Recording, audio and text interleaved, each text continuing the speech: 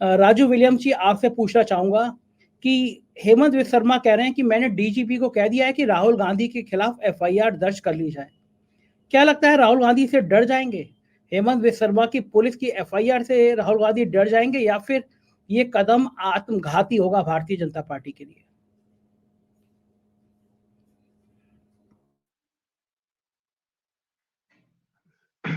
संजय जी, ऐसा है कि जैसे आपने अपनी प्रस्तावना में बिल्कुल सही कहा, जो कुछ असम की सरकार कर रही है और विशेषकर उनके जो मुख्यमंत्री है, जो पुराने कांग्रेसी नेता रह चुके हैं, वो जो इस भारत जोड़ो न्याय यात्रा का उद्देश्य है उसको सफल करने में अपना भरपूर योगदान दे रहे हैं, ऐसे फैसले लेके।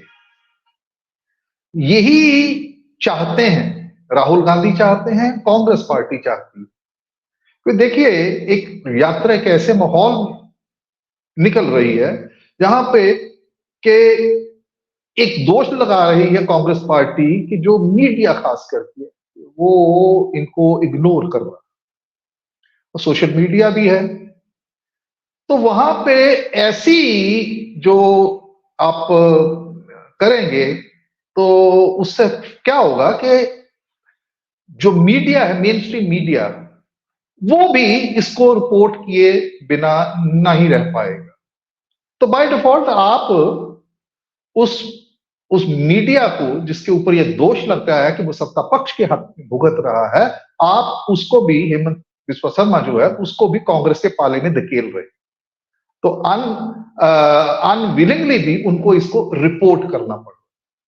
जब ये रिपोर्ट कर रहे हैं, मैं नॉर्थ वेस्ट में बैठा हूं भारत के, और ये नॉर्थ ईस्ट की बात हो रही है, तो ये सारी जो यहां पे चल रहा है, असम में जो कुछ हो रहा है जब से ये यात्रा वहां एंटर की है, दाखिल हुई है, तो इसको बहुत ही दिलचस्पी के साथ यहां पे हमारे देखा जा रहा है। तो इसका माने एक तो ये हो गया कि भाई जो विश्व शर्मा जी है, जो जो कर रहे हैं कि इसको यात्रा को एक तरीके से विफल करने का ये जो प्रयास है, उसमें तो वो खुद विफल हो रहे हैं। और ये एक घटना नहीं है, ये लगातार हो रहा है, बार बार हो रहा है। और ये जो भारत जोड़ो न्याय न्याय शब्द इसके बाद इसमें जब जोड़ा गया है, उसको ये तर्क संगत बना रहे हैं हेमंत विश्व शर्मा। राहुल गांधी ने जो जब ये बैरिकेड तोड़ने वाली घटना हुई है, जब उन्होंने अपना एक पब्लिक एड्रेस सिस्टम से कहा, तो उन्होंने ये कहा कि ये अन्याय हो रहा है। और भी जो है, जैसे उनकी यूनिवर्सिटी है, असम प्राइवेट यूनिवर्सिटी है, उन्होंने कहा कि वहां पे मुझे मिलने नहीं दिया जा रहा है, शहर के अंदर नहीं घुसने दिया जा रहा है, मंदिर में जाने से रोका जा रहा है। तो वो उनका वो उसको जस्टिफाई कर रहे हैं, ये सारी बातें, कि ये न्याय यात्रा वाकई न्याय यात्रा है क्योंकि ये अन्याय हो रहा है। मुझे लगता है कि राहुल गांधी ये संदेश देने में सफल हो रहे हैं इस प्रकार से। दूसरा ये है कि जैसे एक ये जो हरकतें हो क्यों रही हैं, देखो, यात्रा विफल आप कैसे करेंगे? अब जिस तरीके से एक जनसैलाब जो हम यहां पे बैठ के देख रहे हैं, और जैसे मेरी कुछ असम के जो पुलिस ऑफिसर्स है उनके साथ बात हुई है, तो सबका ये कहना है कि एक बड़ा भरपूर जो है इनको वहां पे एक मिल रहा है, क्या कहेंगे आप हिंदी में उसे, जिसे हम कहेंगे कि एक सपोर्ट जो है वो मिल रहा है, लोग आ रहे हैं, जिसमें विद्यार्थी भी हैं, कांग्रेस पार्टी जो है उसके जो केडर हैं, उसके जो वर्कर हैं, वो भी भारी संख्या में आ रहे हैं, महिलाएं आ रही हैं। तो ये जो कुछ हो रहा है, इससे उसमें भी नई एक जान फूंकी जा रही है जो कांग्रेस पार्टी का जो केडर है। तो अब देखिए कि वो जो लाठीचार्ज हुआ है, अब जैसे बैरिकेड, तो कैसे इनके जो प्रदेश के अध्यक्ष हैं असम कांग्रेस के, वो तो उसमें घायल भी हुए हैं। तो ये चीजें क्या है, इससे कांग्रेस पार्टी जो है उसको मजबूत करने में अपना एक योगदान दे रहे हैं हेमंत बिस्वा शर्मा, और राहुल गांधी उसको बड़े अच्छे तरीके से उसको इनकैश कर रहे हैं, और वो बता रहे हैं, वो कह रहे हैं कि आप बब्बर शेर हो, अपने अपने लोगों को कह रहे हैं कि आप बब्बर शेर। तो मुझे ऐसा लगता है कि ये जो कुछ हो रहा है, जो कर रहे हैं हेमंत बिस्वा, ये शायद इससे कुछ सबक लेके, जिस किस्म की माइलेज मिल रही है इस यात्रा को, इससे सबक ले दूसरे और भी प्रदेशों में जहां जाएगी, जहां पे भाजपा का कोई असर है, वहां पे सरकार है उनकी, वहां पे मुझे नहीं लगता कि ये गलती वहां पे वो दोहराएंगे और इस यात्रा को सफल बनाने में अपना योगदान देंगे। जी संजय। बिल्कुल ठीक कह रहे हैं आप। और इस तरह भड़का के तो नुकसान करेंगे, जो चर्चा कम होती वो उन्होंने और कर दी। 4 PM की टीम हमारे रिपोर्टर क्षितिज कांत इस यात्रा के साथ हैं, राहुल गांधी के साथ हैं, कैमरामैन के साथ। उन्होंने कुछ वीडियो भेजे हैं, महिलाओं का गुस्सा भेजा है कि किस तरह महिलाएं नाराज है। मैं कुछ वीडियो दिखाना चाहता हूँ अपने दर्शकों को। देखिए, ये वहीं पे हमारी ग्राउंड रिपोर्ट है, 4 PM के रिपोर्टर। और धक्का मुक्की करता है, इधर उधर खींचता है। हम लोग का साथी को मारा है, लाठीचार्ज किया है। गुंडागर्दी बीजेपी का नहीं चलेगा। 2024 में बहुत अच्छा रिजल्ट आएगा, बीजेपी गो बैक होगा। ऐसा लगता है हिमंत बिस्वा शर्मा वो असम की पुलिस नहीं है, गुंडा भेजा है हम लोगों को बलात्कार करने के लिए, हम लोगों को तोड़फोड़ करने के लिए, और लड़की लोगों को बलात्कार कर सके। इसीलिए हिमंत बिस्वा शर्मा को एक बात बोलना चाहती हूँ, वो अपने घर में रहे और चूड़ियां पहने। वो अपने घर में रहें और चूड़ियां पहने। कितना गुस्सा रही है तमाम समर्थक है, ये कांग्रेस के तमाम समर्थक। ये तस्वीरें आप देख रहे हैं 4 PM न्यूज नेटवर्क की स्क्रीन पर। यहाँ पे देखिए बैरिकेडिंग उखाड़ के फेंकने काम किया। पीछे देखिए राहुल गांधी जस्ट पीछे हैं। तस्वीरें आप देख रहे हैं, राहुल गांधी को देख पा रहे हैं, और पीछे देखिए बैरिकेडिंग उखाड़ दी गई है। तस्वीरें आप देख रहे हैं 4 PM न्यूज नेटवर्क की स्क्रीन पर। महिलाओं को मारा जा रहा है, पुरुषों को मारा जा रहा है, लाठीचार्ज जैसी स्थिति। ये तस्वीरें आप देख रहे हैं। एक तरफ यहाँ पर पुलिस बल एक तरफ कांग्रेसी समर्थकों को मार रही है, और दूसरी तरफ आप देख पा रहे हैं राहुल गांधी खुद अपनी आंखों से देख रहे हैं यहाँ पे तमाम कांग्रेसी समर्थकों को पिटते हुए। ये बड़ा हैरान करने वाला सीन था कि किस तरह से वहां पे प्रदर्शन हो रहा है, किस तरह वहां पे मार रही है। कुछ वीडियो और दिखाता हूं जो हमारे क्षितिज कांत, हमारे रिपोर्टर राहुल गांधी के साथ है, न्याय यात्रा में बचे हैं आज, वो भी घायल होते होते। पुलिस ने कुछ नहीं देखा, वो पत्रकार हैं, वो महिलाएं हैं, कोई बच्चे हैं, बहुत बुरी तरह से लाठीचार्ज किया है। ये तमाम कांग्रेसी समर्थक और उस तरफ पुलिस बल। तस्वीरें आप देख रहे हैं 4 PM न्यूज नेटवर्क की स्क्रीन पर। एक तरफ भारत जोड़ो न्याय यात्रा रथ, और दूसरी तरफ ये देख रहे बैरिकेडिंग, ये बैरिकेडिंग उखाड़ी जा रही है। ये तस्वीरें आपके सामने है। एक तरफ आप बैरिकेडिंग देख रहे हैं और दूसरी तरफ आप देखेंगे राहुल गांधी को। ये देखिए आप बैरिकेडिंग्स को तोड़ दिया गया है, उखाड़ दिया गया है। यहाँ पे देखिए जनता है, कांग्रेस के समर्थक हैं, दूसरी तरफ एक तरफ राहुल गांधी और दूसरी तरफ आप बैरिकेडिंग आप देख रहे हैं। ये देख रहे तस्वीरें 4 PM न्यूज नेटवर्क की स्क्रीन पर। ये बैरिकेडिंग को उखाड़ दिया गया है, रास्ते को रोका गया था। कल आपने देखा था किस तरीके से आसाम में नगांव में रोका गया। आगे वहां पे देखिए मारपीट की स्थिति हो रही है, यहाँ पे बैरिकेडिंग तोड़ी जा रही है। ये तस्वीरें हैं आप देख रहे, लाठीचार्ज जैसी स्थिति हो गई है, लाठीचार्ज जैसी स्थिति ये देख रहे हैं, लाठी डंडे से मारा जा रहा है। ये तस्वीरें आप देख रहे हैं 4 PM न्यूज नेटवर्क की स्क्रीन पर। महिलाओं को मारा जा रहा है, पुरुषों को मारा जा रहा है, लाठीचार्ज जैसी स्थिति। ये तस्वीरें आप देख रहे हैं। एक तरफ यहाँ पर पुलिस बल एक तरफ कांग्रेसी समर्थकों को मार रही है, और दूसरी तरफ आप देख पा रहे हैं राहुल गांधी खुद अपनी आंखों से देख रहे हैं यहाँ पे तमाम कांग्रेसी समर्थकों को पिटते हुए। दूसरी तरफ तस्वीरें आप देख रहे हैं, बैरिकेडिंग तोड़ी गई। बैरिकेडिंग के साथ में जब लोग आगे बढ़ रहे थे, ये तमाम समर्थक हैं जिनको मारा जा रहा है, पीटा जा रहा है, लेकिन सभी आगे बढ़ रहा है धीरे धीरे भारत जोड़ो न्याय यात्रा के साथ। ये तस्वीरें हैं आपके सामने 4 PM न्यूज नेटवर्क की स्क्रीन पर। आप देख पा रहे हैं बैरिकेडिंग तोड़ी जा रही है, भारत जोड़ो न्याय यात्रा को रोकने का प्रयास हो रहा है। बैरिकेडिंग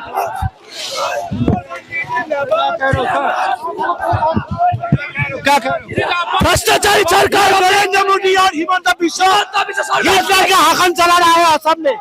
गणतंत्र को उन लोगों ने खत्म कर दिया, हिमंत बिस्वा ने गणतंत्र को खत्म कर दिया। अभी डंडे से मारा जा रहा था आपको, डंडे से। हाँ, ये क्या गणतंत्र का एक नियम है क्या? हिमंत बिस्वा ने हिटलर का शासन किया है। किसके लिए है? राहुल गांधी के लिए इतना डर क्या किसका है? इन लोग पुलिस लगा के हम लोगों को शारीरिक भावे ये लोग ये कर रहे हैं, हेरस कर रहे हैं। भूपेन बरा को मारा है, मेरा कांग्रेस का इतना सारा कर्मियों को मारा है। इन लोगों का गुंडागिर्दी करते बीजेपी सत्ता में बैठा है, गुंडागिर्दी करते सत्ता में बैठा है। आज भी इन लोगों का पुलिस का गुंडागिर्दी देखिए, आप लोग आंखों के सामने से देखिए राहुल गांधी को किस तरह से रुक के रखा है इन लोग। तस्वीरें आप देख रहे हैं यहाँ पर 4 PM न्यूज नेटवर्क की स्क्रीन। ये यहाँ पे लाठियां डंडे सब बरस रहे हैं। ये देखिए यहाँ पर बैरिकेडिंग तोड़ी जा रही है। ये समर्थक हैं कांग्रेस के। पीछे तक की आप तस्वीरें देख रहे हैं। ये तस्वीरें लाखों की संख्या में समर्थक यहाँ पर, और पीछे राहुल गांधी को आप देख पा रहे हैं। ये तस्वीरें आप देख रहे हैं, बैरिकेडिंग तोड़ी जा रही है। लाखों की संख्या में लोग सड़कों पर उतरे हुए हैं। तस्वीरें आप देख रहे हैं, यहाँ पे लाठी डंडे हर तरीके से यहाँ पर चार्ज किए जा रहे हैं। लेकिन तस्वीरें आप देख रहे हैं, सभी धीरे धीरे आगे बढ़ने का प्रयास कर रहे हैं, लेकिन यहाँ पे मारा जा रहा है, पीटा जा रहा है। और तस्वीरें आप देख रहे हैं, एक तरफ राहुल गांधी है और दूसरी तरफ यहाँ पे तमाम पुलिस बल यहाँ पे बैरिकेडिंग तोड़ करके लोग आगे बढ़ने का प्रयास कर रहे थे। सीपी राय साहब, आप कांग्रेसी के चक्कर में हमारा पत्रकार बेचारा और उसके हाथ पे चोट लग गई, उसका कुछ सामान भी टूट गया। आप लोग क्यों इतना गुंडागर्दी कर रहे हैं? उसने मना कर दिया मत जाइए तो मत जाइए, आप बैरिकेडें उखाड़ दे रहे हैं, मंदिर पे जाएंगे। मुख्यमंत्री मना कर रहा है कि ठीक नहीं है सड़क पे जाना, क्यों आप इतनी गुंडागर्दी कर रहे हैं? देख रहे हैं फिर अब क्या हाल होगा, FIR हो जाएगी राहुल गांधी पे। डर नहीं लग रहा है कि राहुल गांधी को FIR हो जाएगी, बंद हो गया सब में, तो क्या होगा? सीपी राय साहब माइक अनम्यूट कर लीजिए, माइक। संजय जी, क्योंकि मुझसे सवाल पूछ रहे हैं, हम लोग जो बड़े छोटे बच्चे थे, 6वीं क्लास में पढ़ते थे, तब से ये सब झेला है, तब से आंदोलन कर रहे हैं और ये देखा है पुलिस की बाढ़ लाठी चार्ज रोक टोक ये सब देखा है, कोई फर्क नहीं पड़ता।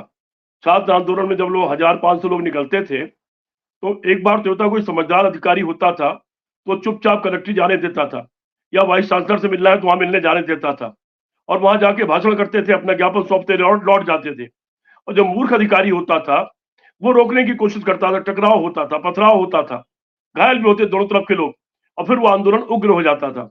ये तो बधाई दीजिए राहुल गांधी को कि उनके नेतृत्व को गांधी जैसा नेतृत्व है, ये कि आंदोलन उग्र नहीं हो रहा है, सिर्फ बैरिकेडिंग हटाई जा रही है। किसी के हाथ में लाठी डंडे नहीं है, कांग्रेसी के किसी के हाथ में, किसी ने पुलिस वाले पे हमला नहीं किया है।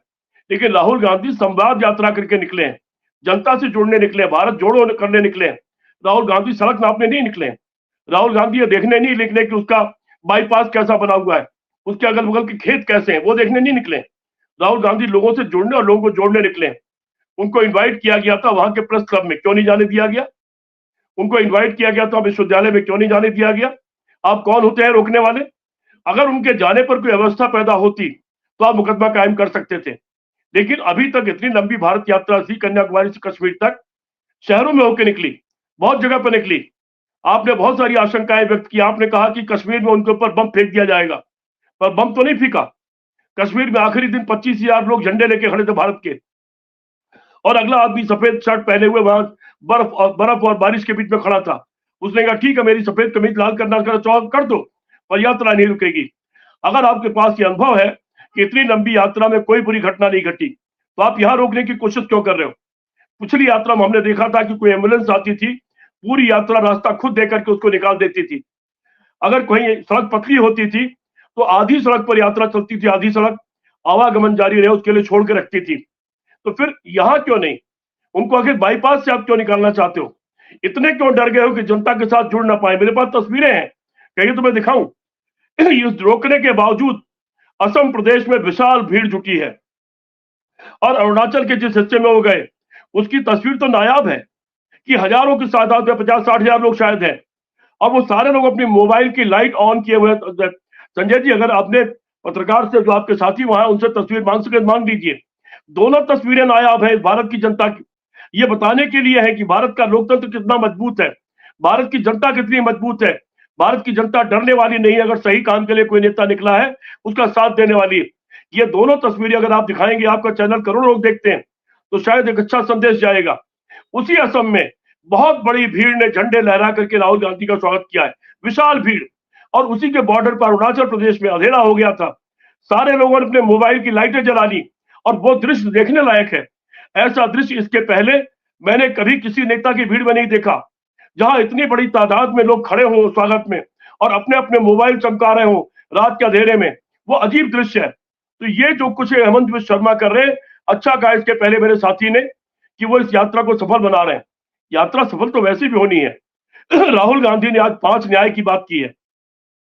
पहले उन्होंने 3 मूल मुद्दे उठाए थे, सामाजिक न्याय, आर्थिक न्याय और राजनीतिक न्याय। आज उन्होंने महिला, श्रमिक, इन सारे को जोड़ करके 5 न्याय की बात की। उन्होंने 5 उंगलियां जोड़ दी और ये कहा है कि अभी चंद दिन में इस न्याय का पूरा ब्लूप्रिंट बन करके हमारा क्या योजना है, हम क्या कहना चाहते हैं, वो भी जनता के सामने पेश कर दिया जाएगा। ये सिवाय बदतमीजी के अभी फांसीवाद आया नहीं है। आरएसएस की इच्छा है फांसीवाद लाने की, आरएसएस की इच्छा है हिटलर मुसोलिनी का शासन कायम करने की। गुरु गोलवलकर का यही सपना था, उसको लेकर के आज तक बैठे हुए हैं, लेकिन अभी आया नहीं है। जिस दिन आ जाएगा उस दिन जो चाहे कर लीजिएगा। कल मर्यादा पुरुषोत्तम राम का प्राण प्रतिष्ठा थी और दूसरी तरफ आपने दृश्य देखे, किसी गिरजाघर पे खड़े होकर के भगवा झंडा लगाना और भद्दे भद्दे नारे लगाना और गाली देना। लखनऊ के चौराहे पर बहुत भद्दे गाने वाला वीडियो चलना, बंबई में मुसलमानों पर हमला होना। क्या मर्यादा पुरुषोत्तम यही सिखा के गए थे? क्या यही मर्यादा है? क्या राम की यही शिक्षा है? अगर राम की शिक्षा नहीं ले सकते तो राम का नाम लेना बंद कर दो। राम नाम लेने के लिए नहीं है। कोई भी देवता हो, किसी का हो, किसी धर्म का हो, वो केवल नाम लेने के लिए और पाखंड करने के लिए नहीं है। वो इसलिए होता है कि उसके गुणों में से कुछ तो सीखो, कुछ अपने बच्चों को सिखाओ। अगर आज तक राम आंदोलन से लेकर आज तक आप अपने 2 आदमियों के अंदर भी राम का गुण पैदा नहीं कर पाए तो आपका आंदोलन व्यर्थ है, आपका आंदोलन झूठा है, आपका आंदोलन निरर्थक है। ये जो राहुल जी निकले हैं, हेमंत बिश्व शर्मा जानते हैं, वो भ्रष्टाचारी थे, इसलिए उनसे उन्होंने मुलाकात नहीं की, इसलिए उनसे उन्होंने बात नहीं की, क्योंकि राहुल गांधी भ्रष्टाचार के साथ नहीं है, भ्रष्टाचार के खिलाफ है और हर तरह के भ्रष्टाचार के खिलाफ है। वादा खिलाफी भी बहुत बड़ा भ्रष्टाचार होता है, वो चाहे मोदी की वादा खिलाफी हो या योगी की वादा खिलाफी हो, वो भी बड़ा भ्रष्टाचार है। और आपने तमाम घोषणाएं की, अगर उसकी भी वादा खिलाफी आपने की है, बड़ा भ्रष्टाचार आपने किया है, देश की जनता के साथ द्रोह और धोखा आपने किया है, उसके खिलाफ राहुल जी निकले। लेकिन साथ में वो ये कह रहे हैं कि वैकल्पिक हमारा कार्यक्रम क्या होगा, हम वो भी बताएंगे, हम अपना भी सुझाव देंगे कि क्या करना चाहिए, हम क्या करेंगे। तो उनको रोकना आसान नहीं संजय जी। हमने आंदोलनों की जिंदगी देखी है। मुझे याद है पटना का वो मैदान, जयप्रकाश नारायण पर लाठी पड़ गई थी, उनके माथे पे एक चोट का निशान आ गया था और देश के बहुत बड़े कवि ने उस वक्त लाइनें लिखी थी, माथे पे जिसके चोट का गहरा निशान है वो आदमी नहीं मुकम्मल संविधान है। और वो चल पड़ा था काफिला। कोई भी राज हो, किसी का राज हो, अगर किसी पर लाठी चलेगी उसको रोका जाएगा तो उसका काफिला चल जाएगा, उसको रोका नहीं जा सकता। वो चाहे जिसका राज रहा हो, चाहे जब रहा हो और चाहे जब रहेगा। ये पहले भी लागू था, आज भी लागू है और हमेशा ये बात लागू रहेगी। इसलिए रोकने की कोशिश नाकामी होगी ये, और राहुल गांधी अपनी यात्रा को पूरा करेंगे, अपने मकसद को भी पूरा करेंगे। जी संजय जी, आपने सही कहा कि ये मकसद को पूरा करेंगे। एक देश के बड़े पत्रकार यूसुफ अंसारी जी मेरे साथ हैं, बहुत अच्छा लिखते हैं, बहुत अच्छा बोलते हैं, बहुत सीनियर जर्नलिस्ट हैं। यूसुफ भाई, असम के मुख्यमंत्री जिस तरह का बिहेव कर रहे हैं, कह रहे हैं कि राहुल गांधी पे एफआईआर करा देंगे, जो लाठीचार्ज हुआ, जिस तरह रोका जा रहा है, क्या हो गया है असम के मुख्यमंत्री को? इतना ज्यादा बौखला क्यों रहे हैं? क्या लगता है आपको इससे नुकसान होगा या फायदा होगा यूसुफ भाई? देखिए संजय जी, ये कहावत है, नया मुल्ला ज्यादा प्याज खाता है। तो वो हेमंत बिश्व शर्मा उसी कहावत को चरितार्थ कर रहे हैं। वो नए भाजपाई हुए हैं, ठीक है, 10 साल उन्हें भाजपाई हुए हो गए हैं, बीजेपी ने उन्हें मुख्यमंत्री बना दिया है। तो बीजेपी के प्रति उन्हें अपनी निष्ठा साबित करनी है और ये बताना है कि सब बीजेपी के रंग में वो किस हद तक रंग चुके हैं। इससे पहले भारत जोड़ो यात्रा आप देखिए पूरे देश से गुजरी, साउथ से निकली, वहां उस वक्त कर्नाटक में बीजेपी की सरकार थी, वहां राहुल गांधी को नहीं रोका गया। उसके बाद वहां आप आइए मध्य प्रदेश से भी गुजरी थी, वहां भी नहीं रोका गया। तो ऐसे आखिर असम में क्यों रोका जा रहा है? या हेमंत बिश्व शर्मा जिस भाषा का इस्तेमाल वो कर रहे हैं राहुल गांधी के खिलाफ, वो साफ जाहिर है वो वैसे भी सार्वजनिक मंचों पर कई बार राहुल गांधी की मजाक उड़ाते हैं, या उनके साथ जो कुछ किया राहुल गांधी ने जब वो कांग्रेस में थे उस वक्त के वाक्य को बढ़ा चढ़ाकर बताते हैं। तो कहीं ना कहीं वो खींच निभाते हैं, अपनी फ्रस्ट्रेशन निकालते हैं। तो वही वो राहुल गांधी की यात्रा के साथ हो रहा है। पिछले 3-4 दिन यात्रा जब शुरू हुई, मैं खुद उस यात्रा में साथ था, मणिपुर से नागालैंड तक। वो यात्रा एक अलग तरह की यात्रा ये है, और नॉर्थ ईस्ट में खास करके इस यात्रा को लेके जो वहाँ के लोग हैं लोकल, उनमें गजब का उत्साह है, खासकर महिलाओं में। और जो स्टूडेंट्स हैं, बच्चे हैं, उनमें एक बड़ी उम्मीद है राहुल गांधी को लेकर के। पहले दिन ही जब यात्रा शुरू हुई थी तो मणिपुर में जिस तरह से कांग्रेस ने अपना प्रदर्शन किया, पूरी कांग्रेस के तमाम वरिष्ठ अधिकारी, तीनों राज्यों के मुख्यमंत्री वहां एक मंच पर थे और वहां से सबने एक बात ये कही कि अभी प्रधानमंत्री को फुर्सत नहीं मिली मणिपुर आने की, तो यहाँ कांग्रेस आपके साथ आई है और कांग्रेस को आपकी चिंता है। तो ये जो एक संदेश कांग्रेस ने वहां से दिया था मणिपुर से, वो नागालैंड होते हुए, मेघालय होते हुए, अरुणाचल होते हुए गया है कि नॉर्थ ईस्ट में एक कांग्रेस को लेकर के क्रेज दिखा है, एक उम्मीद बनती है राहुल गांधी के नेतृत्व में कांग्रेस के प्रति वहां के लोगों की। तो वही सिलसिला असम में आगे बढ़ रहा है। असम में पिछले 10 साल से कांग्रेस की सरकार नहीं है, मतलब 10 साल तो नहीं कहेंगे, 2000 मेरे ख्याल में 16 में वहां से कांग्रेस की सरकार हटी थी, तरुण गोगोई मुख्यमंत्री थे, उसके बाद से लगातार बीजेपी की सरकारें हैं। पिछले लोकसभा चुनाव में कांग्रेस ने वहां असम में 3 सीटें जीती थी, 1 सीट मेघालय में जीती थी। तो कुल मिलाकर के जो नॉर्थ ईस्ट की 25 लोकसभा की सीटें हैं, उनमें से कांग्रेस के पास 4 थी। और इस यात्रा के बाद ये उम्मीद बंधी है कि शायद कांग्रेस का ग्राफ वहां बढ़ेगा और शायद यही वजह है कि असम के मुख्यमंत्री नहीं चाहते कि राहुल गांधी को पॉपुलैरिटी मिले, लेकिन इस खींच में वो उनके खिलाफ उस तरह की भाषा का इस्तेमाल कर रहे हैं। और यात्रा पर उन्होंने पहले दिन ही, जब असम में यात्रा आई थी तो पहले दिन ही एफआईआर दर्ज करने की खबर वहां से आई थी, क्योंकि यात्रा का थोड़े समय के लिए रूट बदला गया था। कांग्रेस की तरफ से ये बात सफाई दी गई थी कि यात्रा का रूट इसलिए बदला गया था, यात्रा में जो शामिल बस है वो बड़ी बस है और जगह संकरी सड़क थी, इसलिए 50-60 मीटर, हो सकता है 100 मीटर हो। तो मेरे ख्याल में ये इतनी बड़ी बात नहीं थी कि जिसके लिए एफआईआर दर्ज कर दी जाए, धमकी दी जाए, यात्रा को रोक दिया जाए, तो ऐसा कुछ नहीं है। दूसरी बात यह कि राहुल गांधी की यात्रा जो है वो बहुत शांतिपूर्ण तरीके से चल रही है, उसके अंदर कोई उकसावा किसी तरह का नहीं है और किसी तरह की कोई जो बैड एलिमेंट्स है वो यात्रा में शामिल नहीं है। लेकिन उसके बावजूद अगर यात्रा को रोकने की कोशिश हो रही है तो वो इस यात्रा से कांग्रेस के प्रति जो सहानुभूति पैदा हो सकती है और आगे चल के वोट पे तब्दील हो सकती है, उसको प्रियम्प्ट करके, उसको प्रिज्यूम करके असम के मुख्यमंत्री चाहते हैं कि साहब उसे निपिंदा बर्ड कर दिया जाए, मतलब शुरुआत में ही उस चीज को रोक दिया जाए। तो मुझे लगता है कि इसी मानसिकता के तहत वो इस यात्रा को रोकने की कोशिश कर रहे हैं। लेकिन जैसा कि अभी सीपी राय बोल रहे थे कि अगर इस तरह के आंदोलनों को रोका जाता है, उनके प्रति कठोर कार्रवाई की जाती है या दमन किया जाता है, तो उसका मकसद, यात्रा का मकसद या आंदोलन का मकसद जो है, उसमें आंदोलन को कामयाबी मिलती है, जो रोकने वाली ताकत है उनको कामयाबी नहीं मिलती है। तो मुझे लगता है कि ये एक नकारात्मक कदम है हेमंत बिस्वा शर्मा का।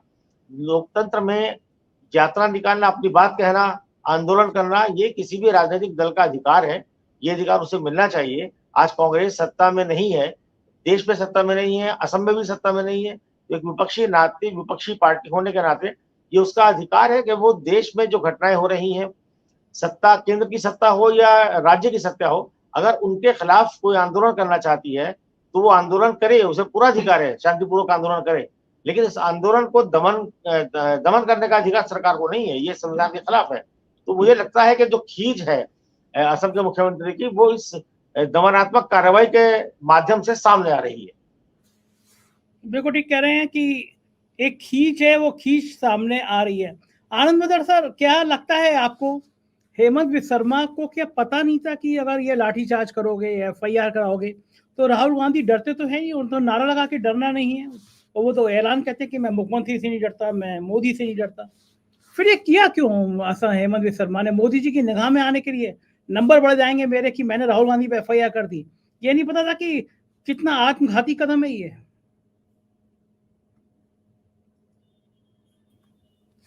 नहीं, मैं जो आप बात कह रहे हैं, आशंका तो दूसरी भी है। पहली आशंका ये कहीं पुराना कोई हिसाब तो नहीं चुका रहे हैं। फिर जैसे जैसे पुराना याद आ जाता है ना कभी कभी कि अरे स्कूल में थे, आपसे बहुत लड़ाई हो गई, अरे अब आज आ गया, इस समय देश है, शायद उनके मन में ये जग गया हो कि जो इस समय चल रहा है वो ठीक नहीं है, तो राहुल गांधी की कैसे मदद करें, तो आके तो मदद कर नहीं सकते हैं। मैं 2-3 चीजें इसलिए स्पष्ट कर दूं कि ये हो क्या रहा है जैसे मैं देख रहा हूं। पहली चीज इसलिए कि दर्शकों को भी ये समझना है कि नैरेटिव क्यों राहुल गांधी इतना लंबा समय नॉर्थ ईस्ट में अगर लगा रहे हैं तो उसका मतलब क्या है। नॉर्थ ईस्ट में 8 स्टेट आती हैं, एक जनरल नैरेटिव यह है कि सब बीजेपी में है, सब बीजेपी बीजेपी बीजेपी। मैं इसलिए इसको यहां से शुरू कर रहा हूं कि ये बेसिक बेसलाइन समझना जरूरी है।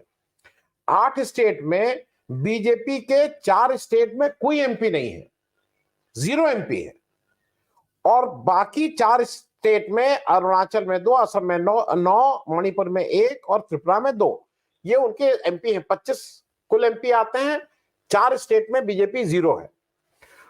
कांग्रेस का 1 एमपी है सिर्फ मेघालय से, लेकिन कांग्रेस वहां पे 6 स्टेट में नंबर 2 की पार्टी है। मैं फिर कह रहा हूं, 1 में एमपी आता है, 6 में नंबर 2 की पार्टी। मैं कहना सिर्फ यह चाह रहा हूं कि वहां कांग्रेस एक प्रभावशाली विपक्ष है। दूसरी बात, हेमंत बिस्व शर्मा, मैं ये मानने को नहीं तैयार हूं कि ऑन हिज ओन कर रहे हैं। हेमंत बिस्व शर्मा की ये हैसियत नहीं कि ऑन हिज ओन करें। हेमंत बिस्व शर्मा पूरी तरह से नरेंद्र मोदी जी और अमित शाह साहब के डायरेक्शन पे ये कर रहे हैं, उसका सैंक्शन है। अब ये कोई नोटशीट तो चलती नहीं कि उन्होंने यहां से अप्रूव किया कि इनको पिटाई करें, कितने डंडे लगाएं, तो कहेंगे 6 लगाओ, नहीं तो 6 नहीं, वी अप्रूव ओनली 4 डंडा। ये नोटशीट तो मेरे पास कोई नहीं है, लेकिन हेमंत बिस्व शर्मा हो या देश का कोई इस समय बीजेपी का नेता हो, बिना मोदी जी की सैंक्शन के किसी की हिम्मत नहीं ये करे। राजनाथ सिंह तक तो उत्तर प्रदेश के मुख्यमंत्री रहे हैं सबसे लंबे समय तक, वो तक तो राम मंदिर बुलाए नहीं गए, उनकी हिम्मत हुई आने की, और हेमंता बिस्व शर्मा की हिम्मत हो जाएगी कि वो ये सब हरकत करे। तो this has the sanction of the highest authority in this country. एक दूसरा, एक चीज और समझिए, असम में जो कैलकुलेट नहीं कर पा रहे हैं, पिछले इलेक्शन में एनडीए के 44.51% वोट थे, 75 सीट आई थी, और जिसको लीड बीजेपी ने किया था, जिस गठबंधन को, दूसरा गठबंधन महाजोत था जिसको लीड कांग्रेस कर रही थी, उसकी 43.68% वोट आए थे। 0.83% ही वोट ज्यादा है उस गठबंधन के, सीटें 85 आई थी। तो वहां मामला बराबरी का है, ये हरदम ध्यान रखिएगा। जो उनके भूपेंद्र कुमार बोरा, जो वहां के अध्यक्ष हैं असम के, जिनके नाक पे पत्थर लगा और खून बहा है, उन्होंने कहा है कि इस खून का जवाब तो देना होगा, इस खून का एक वो होगा, और बराबर की पार्टी है वहां कोई ये नहीं कि डिस्टेंस। उत्तर प्रदेश की हालत नहीं है या आंध्र प्रदेश, वहां पे बराबर की पार्टी है। सीपी राय साहब माफ करेंगे मुझे इस बात से, क्योंकि मैं उत्तर प्रदेश को रेफरेंस के तौर पर कह रहा था। आज जितने जज्बात के साथ कांग्रेस वहां पे वापस में इनका जवाब देगी, मैं शब्द नहीं यूज कर रहा हूं, मुंह तोड़, वहां पूरा ठीक से करेगी। तीसरा, मुझे एक चीज और लगी है, ये सारी चीजों में अब और बढ़ोतरी आएगी, क्योंकि कल जो हुआ उसका उस घटना का जिक्र करना इसलिए जरूरी है कि कल जो हुआ और उसका उत्तर प्रदेश में राजधानी में हजरतगंज में, मेरे ऑफिस के नीचे हजरतगंज मेन चौराहे पे जो गाना बजाया गया, जो सभी ने सुना है, वो गाना कोई ऐसा नहीं था कि कोई आम जुलूस में चलता हुआ कोई गाली दे रहा है। गाना रिकॉर्ड किया गया है, स्टूडियो में रिकॉर्डेड गाना है। किसी ने ठंडे दिमाग से उस गाने को एक विशेष समुदाय के मां बहन के अंगों के साथ जोड़ा गया है, और वो गाना कल जैसे रेजिंग डे नहीं होता है, आप अगर कभी आप आईएमए या एनडीए गए हो, वहां जब पासिंग आउट परेड हो जाती है तो शाम को बड़ा खाना होता है, नाच गाना, वो धूम धड़ाका होता है। कल वो सारा धूम धड़ाका हो रहा था। और अगर आप कहिएगा तो व्यक्ति, आज मेरे दफ्तर में उत्तर प्रदेश से सेवानिवृत्त एक प्रशासनिक अधिकारी जो आईएएस के रिटायर हुए, वो आए थे। उन्होंने कहा कल शाम को मैं गलती से फंस गया, वो कहीं एलडीको की तरफ गए थे, कहने लगे जब आ रहा था 7:30-8 बजे, तो वो बिल्कुल जो कावड़िया वाला होता है, पी के धुआंधार जोश बनाया जा रहा था। दिवाली कहा गया था, दिवाली मनाओ, पटाखे पूरी तरह से छोड़े जा रहे थे। ये चीजों की रिलेशनशिप है, इसलिए समझाने की कोशिश कर रहा हूं, लोगों को लगेगा आउट ऑफ कंटेक्स्ट बात कर रहा हूं। पटाखे पूरी तरह से छोड़े जा रहे थे, और जब उनकी कार रुकी तो उन्होंने कहा कि मेरी कार के ऊपर से पटाखे जब फेंकने लगे तो एक बार मन क्या उतरूं, मेरी पत्नी साथ थी, लेकिन समझ में आ गया कि लिंच कर दिया जाऊंगा। हिंदू हैं, आईएएस रहे हैं, प्रशासनिक अधिकारी हैं, कहने लगे मेरी हिम्मत नहीं थी उतरने की क्योंकि लिंच कर दिया जाऊंगा। तो कल जो वहां पे हुआ है, उसके शाम का एक उदाहरण हम लोगों ने देख लिया है। एक रेजिंग डे ऑफ इन गुंडों की एक फौज तैयार की गई है, जो अब आने वाले समय में कैसा करेगी उसका एक उदाहरण है। उसी का इफेक्ट आप बीजेपी का वहां पे देख रहे हैं। यहां पे केवल पुलिस ने नहीं रोका है, असम में जगह जगह बीजेपी के लोग कार्यकर्ता झंडा लेके आके रोक रहे हैं उसको। आपसे क्या मतलब है? अगर कांग्रेस की यात्रा निकल रही तो बीजेपी के लोग वहां क्यों आ रहे हैं? वहां पुलिस उनको क्यों नहीं पकड़ रही है? पुलिस उससे क्यों नहीं कह रही कि भाई आपका यहाँ क्या काम है? एक कांग्रेस पार्टी की यात्रा निकल रही है, आप झंडा लेके वहां आप आके आप जय श्री राम के पीछे छुप रहे हो। आप जय श्री राम आज की वॉर क्राई हो गई है। आप जय श्री राम करके गुंडागर्दी कर रहे हो इस देश में। वहां पे जगह जगह बीजेपी के कार्यकर्ता आए हैं जिनको ये पता है कि पुलिस उनका कुछ नहीं करेगी। मैं अंतिम बात कह के खत्म करूंगा। एक चीज हमको संजय जी, हमको और आपको, क्योंकि डॉक्टर सीपी राय यहाँ इन्होंने कहा है ये आंदोलन, मैं बिना जाने बोल रहा हूं, डॉक्टर सीपी राय ने मालूम नहीं कितने इस तरह के बैरिकेड तोड़े होंगे। उत्तर प्रदेश सरकार जब हत्या और बलात्कार जैसे मामलों को वापस करने की सिफारिश कर सकती है तो इन सब चीजों से अगर कोई डरने लगा तो उसको नेतागिरी नहीं करनी चाहिए। देश का अकेला एक राजनेता है राहुल गांधी, जिसको ये किसी भी तरह से डरा नहीं पा रहे हैं, किसी भी तरह से। ये केवल डराने का है। सारे नेता डरे हुए हैं, इर्रिस्पेक्टिव ऑफ पार्टी। मैं नाम किसी का नहीं लूंगा, सबको डर है। सबके घर में, मेरे घर में भी कहा जाता है जब घर से निकलता हूं, मैं स्टूडियो आता हूं, भाई जरा संभल के, इतना ज्यादा क्यों बोलते हैं, थोड़ा संभल के बोलिए, ज्यादा मत बोलिए। मेरा सिर्फ कहना यह है कि आज हमको और आपको एक चीज सोच लेनी है। मैं अभी कश्मीर भी था, जम्मू भी था और पंजाब घूम के आया हूं, बहुत जगह गया। वहां सब मुझे गाली दे रहे थे, तुम्हारा हिंदू धर्म, तुम्हारा हिंदू धर्म, तुम्हारे हिंदू की वजह से हमारा। अरे हमने कहा भैया तुम्हारा हिंदू धर्म नहीं, मेरा हिंदू धर्म भी खतरे में है। मेरा हिंदू धर्म ये नहीं है जो कल हुआ है। तो मैं सिर्फ ये कह रहा हूं, मुझे, आपको और जो भी इस समय हिंदू है उसको इन जो गुंडों की फौज खड़ी हो रही है उसके अगेंस्ट अगर नहीं बोलेंगे तो आप एक ऐसी चीज तैयार कर रहे हैं जो फिर मेरे ख्याल में अगले 2, 4, 10 साल तक किसी के बस में नहीं रहेगी।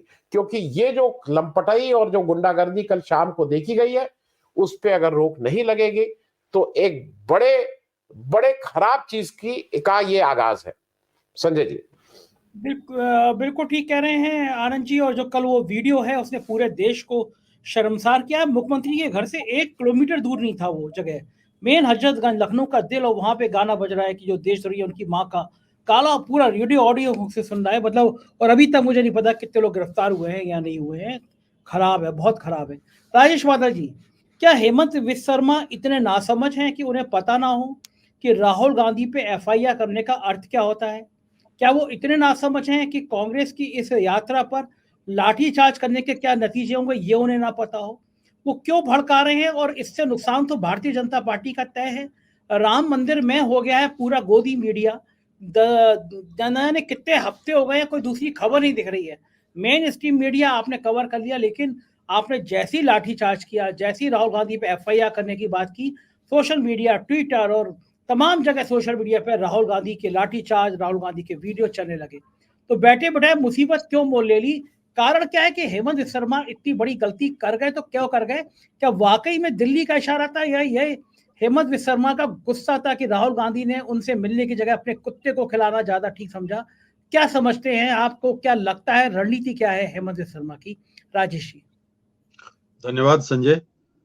देखिए, ये बात बिल्कुल सही है कि हेमंत बिस्वा शर्मा जब राहुल गांधी से मिलने गए और नहीं मिल पाए तो वो समय उनको, ये समझिए कि कांग्रेस पार्टी ने उनको बहुत बचा लिया, अन्यथा उनके खिलाफ सीरियस करप्शन के चार्जेस थे। कांग्रेस पार्टी ने उनके खिलाफ जांच बैठाई थी, अंदरूनी जांच थी। और जो गौरव गोगोई के पिताजी तरुण गोगोई थे, उन्होंने इस बात, मतलब उनके जमाने की बात है, और एक नहीं अनेक जो चार्जेस थे करप्शन के, वो उन पर पार्टी की आंतरिक जांच में सही पाए गए थे। तो ऐसे हमने अभी तक देखा है राहुल की जो पॉलिटिकल सफर है, उस सफर में राहुल गांधी ने कभी भी करप्शन को एनकरेज नहीं किया है। तो एक करप्ट आदमी से कैसे मिल सकते थे राहुल गांधी? बेशक उनको, वो अपने वफादार कुत्ते से मिल सकते थे और मैं उसमें कोई बुराई नहीं देखता, क्योंकि हेमंत बिस्वा शर्मा को पार्टी से निकाला जाने वाला था और ये फैसला करीब करीब हो चुका था। और इसी बीच भारतीय जनता पार्टी की गोद में वो बैठ गए और तब उनके सारे जो आरोप थे जो भारतीय जनता पार्टी खुद लगा रही थी। कांग्रेस तो चलो सरकार थी वहां पे, लेकिन ये आरोप तो बीजेपी लगा रही थी प्रमाणों के साथ। बीजेपी ने तो एक दस्तावेज जारी किया था। तो जब बीजेपी में आए तो एकदम उनके पाप सारे धुल गए। दूसरी बात जो अभी चर्चा में आई, मैं भी इस बात से सहमत हूं कि हेमंत बिस्वा शर्मा अपने मर्जी से भारत के सबसे बड़ी प्रतिपक्षी पार्टी के राष्ट्रीय अध्यक्ष को यूं ही नहीं उसके साथ ऐसा बर्ताव कर सकते। उनका इतना मुझे नहीं लगता कि ऐसा कोई उनके पास नैतिक आधार था कि जिसके चलते वो ऐसा करते। जब तक उनको ऊपर से इशारा नहीं होता तब तक वो ऐसा कर ही नहीं सकते थे। तो हम मान सकते हैं कि जो ये काम हो रहा है वो बेशक हाईकमान के इशारे पे, और हाईकमान इन दोनों कौन है हम और आप जानते हैं, उसी तरह से हो रहा है। लेकिन ये बात भी हमारी चर्चा में अब तक आ चुकी है कि भले ही वो कुछ कर लें, लेकिन हम इस दौर में देख चुके हैं कई बार इतिहास अपने को दोहराता है, और इतिहास अपने को दोहराता है तो इसका अर्थ ये है कि मुझे याद आता है कि जब इंदिरा गांधी के साथ प्रतिपक्ष ने यानी जनता पार्टी की सरकार ऐसे थी तो ऐसा व्यवहार किया था, उनको किस तरह से जेल में डाला गया, पूछताछ की गई, उनके साथ घंटों पूछताछ होती थी। जब शाह आयोग बना था तब की बात है। 114 जीपों पर, अब बताइए भारत का प्रधानमंत्री 114 जीपों की खरीद में कमीशन खाएगा। ऐसे ऐसे आरोप लगाए गए कि जो एक मतलब आप सुनेंगे तो हंसेंगे। वो अब इस समय वो पूरे उन आरोपों का जिक्र नहीं है। उनको यात्राओं से रोका गया, उनकी जहां उनकी रैलियां होनी होती थी वहां वो फ्लाइट्स कैंसिल हो जाती थी। मुझे याद है कि 3 मर्तबा तो हमने ही उसमें खबर बनाई थी कि उन्होंने आरोप लगाया था कि मेरी फ्लाइट कैंसिल कर दी गई। एक खजुराहो की थी और एक शायद बिहार कहीं जाने वाली थी और एक कहीं और थी। घर देखिए कितनी साम्यता है राहुल गांधी के साथ कार्रवाई में और इंदिरा गांधी के साथ कार्रवाई में। उनको संसद से बाहर किया गया था, इनको भी संसद से बाहर किया गया। इनका भी घर छीना गया, इंदिरा जी का भी घर छीना गया था। उनके खिलाफ भी कार्रवाई आई हुई थी। सीबीआई के दफ्तर मिस्टर एनके सिंह खुद अरेस्ट करने गए थे वहां, और राहुल गांधी के खिलाफ भी ईडी का और एकदम उनकी मां के खिलाफ सारे सब जांच वांच पड़ताल चलती रही। लेकिन इसके बाद भी इंदिरा जी ने आगरा राय साहब को तो याद होगा कि आगरा की जो रैली हुई थी, और मैं उस रैली को कवर करने गया था। क्या शानदार रैली थी, और उस रैली को नाकाम बनाने के लिए कितने षड्यंत्र नहीं रचे गए। रायबरेली में, बेलछी में कितनी यात्राएं थी। तो ये बात बिल्कुल सही है जो अभी हमारे साथी बोल रहे थे कि ये जो काम कर रहे हैं ये नहीं जानते कि शायद वो कांग्रेस का काम आसान कर रहे हैं। भारतीय जनता पार्टी चाहती है कि कोई मुद्दा ना रहे, अगले चुनाव में कोई मुद्दा ही ना हो, मुद्दा विहीन चुनाव हो, ताकि उसको केवल राम के आधार पर ये सारी चीजें मिल जाएं। लेकिन राम के आधार पर वो वोट मांगे, उससे पहले उन्हें देखना पड़ेगा कि उनकी समूची हुकूमतें कैसे रावण राज का प्रदर्शन कर रही हैं। ये भी क्या लोग नहीं देख रहे हैं? मतदाताओं की जरूरत क्या भारतीय जनता पार्टी को नहीं है? कभी कभी लगता है कांग्रेस जब ईवीएम की बात करती है तो मुझे ये लगा करता है कि कहीं वास्तव में, अब ये चीजें चूंकि मेरे पास कोई तंत्र नहीं है, लेकिन अगर ये तंत्र होता तो क्या मैं शायद ये जांच नहीं कराता कि वास्तव में इसमें कुछ खेल होता है क्या? वो तो वरना वो तो इस मूड में है कि खुद खुदा ने मुझको भेजा है हुकूमत के लिए, मुझको आवाम की जरूरत ही क्या है। तो ये जो बर्ताव हो रहा है, ये बर्ताव मुझे लगता है कि ये आने वाले दिनों में भारतीय जनता पार्टी के लिए बहुत भारी होगा। और ये आप क्या सोचते हैं कि असम से फैल करके आगे नहीं आएगा? हमें इस बात का इल्म नहीं है अभी कि जब ये यात्रा उत्तर प्रदेश पहुंचेगी तो योगी जी क्या बर्ताव करेंगे। हमें अभी इस बात का अनुमान नहीं है कि मध्य प्रदेश में क्या उनके साथ बर्ताव होगा। या राजस्थान में क्या बर्ताव होगा। लेकिन निश्चित रूप से असम से जैसी शुरुआत हुई है तो इससे कोई बहुत ज्यादा सम्मानजनक व्यवहार की हम अपेक्षा नहीं करते, और अपेक्षा नहीं करते तो इसका अर्थ यह है कि न्याय यात्रा के आयोजकों को अब जयप्रकाश नारायण और विनोबा भावे की शैली पर काम करना होगा, क्योंकि उनके साथ कोई भी व्यवहार हो सकता है। और ये व्यवहार सिर्फ इसी कारण से है कि आप जानते हैं कि 10 साल के बाद अपनी जो नाकामियां हैं, जो सिस्टम की नाकामियां हैं, उनको छिपाना भारतीय जनता पार्टी के लिए बहुत आसान नहीं है। किस मोर्चे पर आप कामयाब हैं बताइए ना। वो सारे मुद्दे लोगों के दिलों में हैं, चाहे बेरोजगारी का हो, चाहे महंगाई का हो, चाहे कोई भी और जो उनके बीच के, जो उनके दिलों को छूने वाले मसले हैं, वो उनके हैं। तो अब भारतीय बीजेपी तो सिर्फ यही चाहती है कि राम मंदिर के बहाने जो हिंदी बेल्ट है, हिंदी पट्टी है, उसमें 10 वर्षों का जो एंटी इनकम्बेंसी, जो नकारात्मक वोटों का जो नुकसान है, उसको न्यूट्रल किया जाए।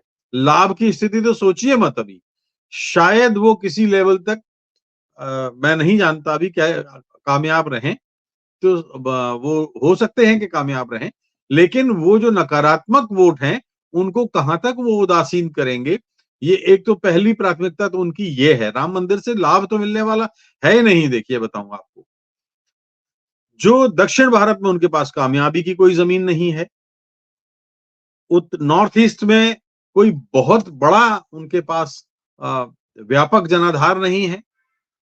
अभी हमने साउथ में तेलंगाना और वगैरह वगैरह में देखा ही, जो आसपास के इलाकों में जिस तरह से जब राहुल ने भारत जोड़ो यात्रा को निकाला था तो तमाम कितना उनको समर्थन मिला था। तो मुझे लगता है कि ये एक कांग्रेस पार्टी के लिए भी परीक्षा की घड़ी है, उनके कार्यकर्ताओं के लिए परीक्षा की घड़ी है कि ये एक ठीक वैसा ही है जैसा 77 से 79 के बीच में हमने देखा था।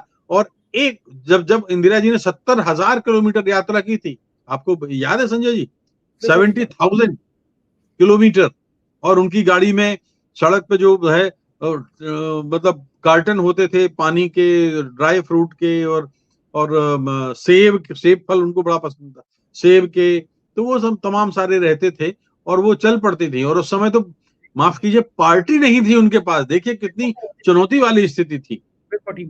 राहुल के पीछे तो इस समय पार्टी खड़ी हुई है, पूरा देश खड़ा हुआ है, लेकिन उस समय तो पार्टी ही नहीं थी उनके पास। तो उन्होंने तो शून्य से पार्टी को गढ़ने का, रचने का काम किया था। ऐसा ही काम राहुल के पिताजी राजीव गांधी ने किया था, जब उन्होंने 87 में इस्तीफा दिया और उसके बाद 89 में इस्तीफा दिया, और उसके बाद जब उन्होंने देश की यात्राएं की। तो मुझे लगता है कि ये हम मुझे भी शर्म आ रही थी कि जब आप कह रहे थे कि बहुत ही अश्लील गीत वहां पे बजाया जा रहा था।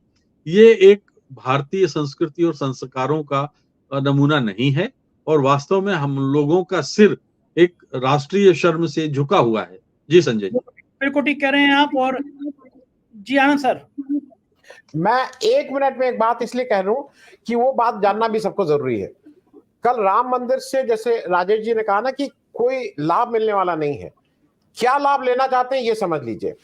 कल राम मंदिर, मैंने पहली बार टाइम्स ऑफ इंडिया में 7 पेज का एडवर्टीजमेंट, इतने लोग बैठे हैं, मैंने जीवन में नहीं देखा था। 7 पेज का एक स्प्रेड आउट, आपने देखा होगा कल वाला संजय जी। आज आप राम मंदिर का कल प्राण प्रतिष्ठा हो गई, आज आप क्या सोच रहे थे कि भाई कोई निकलेगा उसमें मोदी जी कहेंगे भाई धन्यवाद, राम राम सीताराम, जो भी। पहले पेज टाइम्स ऑफ इंडिया का पहला पेज का पहला एड, अमिताभ बच्चन जमीन बेच रहे हैं। ठीक बात है, नहीं, और किस रेट पे बेच रहे हैं? 1,72,00,000 रुपए में 1250 स्क्वायर फीट, 13,760 स्क्वायर फीट के हिसाब से अमिताभ बच्चन बेच रहे हैं। पूरे कार्यक्रम में मोदी जी एक ही जगह रुक के आंखों के में इशारों से बात की थी, क्या बात की थी नहीं पता, लेकिन वो केवल अमिताभ बच्चन से ही उन्होंने रुक के ठिठक के बात की थी। अब ये आप लोग समझिए क्या थी, लेकिन आज फ्रंट पेज ऐड है कि जिसको जो फायदा लेना है, फायदा हो सकता है ये भी रहा। तो हम और आप शायद उतना नहीं समझ पाते हैं, क्योंकि हम लोग तो भगवान में भक्ति में लीन हो जाते हैं ना, दूसरे दिन सोचते हैं आज से झूठ नहीं बोलेंगे, अच्छा काम करेंगे, लोगों को नहीं करेंगे। यहाँ जिसको लगा है वो अपना जमीन बेचना चालू है। चलिए, बिल्कुल ठीक कह रहे हैं। एक अच्छी डिबेट एक बात और है संजय जी, अगर आपकी इजाजत हो तो मैं 30 सेकंड में बात कर देता हूं। ये देखिए, हर चुनाव में पक्ष से यानी सत्ताधारी पार्टी से प्रतिपक्ष थोड़ा सा आशंकित रहता है, भयभीत रहता है, तभी तो वो आपस में गठबंधन करते हैं, आपस में वोटों का बंटवारा ना हो तभी तो वो करते हैं। ये पहला चुनाव है जब सत्ताधारी दल डरा हुआ है, भयभीत है प्रतिपक्ष से। सत्ताधारी दल से मतलब इंदिरा गांधी प्रतिपक्ष से भयभीत नहीं थी, ये तो साफ साफ डर है जो पहली बार इलेक्शन में दिखाई दे रहा है।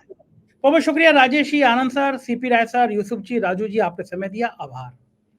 आप देख रहे थे अमिताभ बच्चन अयोध्या की जमीन बेच रहे हैं। मैंने 2 दिन पहले इंटरव्यू किया था एक कार सेवक का जिसके 4 गोली लगी थी, 17 हड्डी टूटी थी। वो कह रहा था कि गुजरातियों ने अयोध्या में कब्जा कर लिया है, साइकिल स्टैंड तक का ठेका गुजरातियों को दे दिया गया है। अब अमिताभ बच्चन अयोध्या में जमीनें बेच रहे हैं। मुझे लगता है आपको ये बात पसंद आई होगी, अपनी राय बताइएगा, चैनल को ज्वाइन कीजिएगा, कमेंट कीजिएगा, सब्सक्राइब करिएगा। शुक्रिया, थैंक यू।